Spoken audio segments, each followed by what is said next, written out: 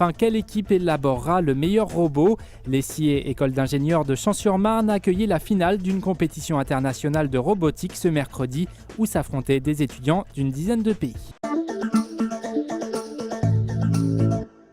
Ils sont partout, leur point de rendez-vous, la Cité des Cartes. Bon, rassurez-vous, il ne s'agit pas d'une invasion extraterrestre. Ceux qui ont débarqué à l'Essier ce mercredi, ce sont juste de jeunes ingénieurs venus de toute l'Europe.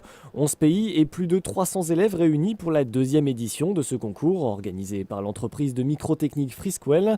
Le but est simple, un circuit, un robot par équipe, le plus rapide à gagner. Seul impératif, faire avec le matériel soumis par Friskwell. Pour les étudiants, ces machines assez sympathiques représentent plusieurs mois de travail. Je crois que les 2 dernières semaines ont été vraiment les plus intenses. J'ai pas beaucoup dormi ou alors je rêvais de code, d'intelligence artificielle et de maths. Les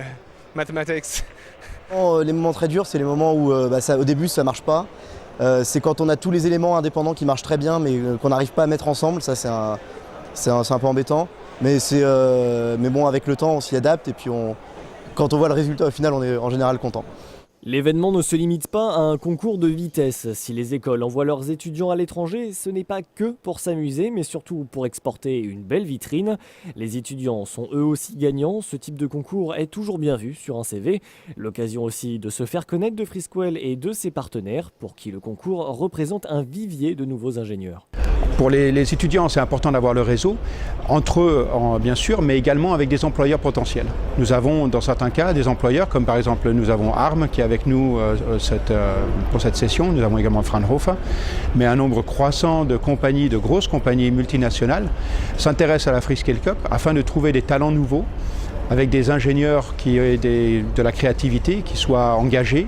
Résultat de la journée, ce sont les Slovaques qui terminent premiers, avant les Italiens et les Polonais. Les élèves de l'Essier sont eux arrivés 11e. C'est la fin de ce 7 Actu, prochaine édition jeudi dès 19h, à demain.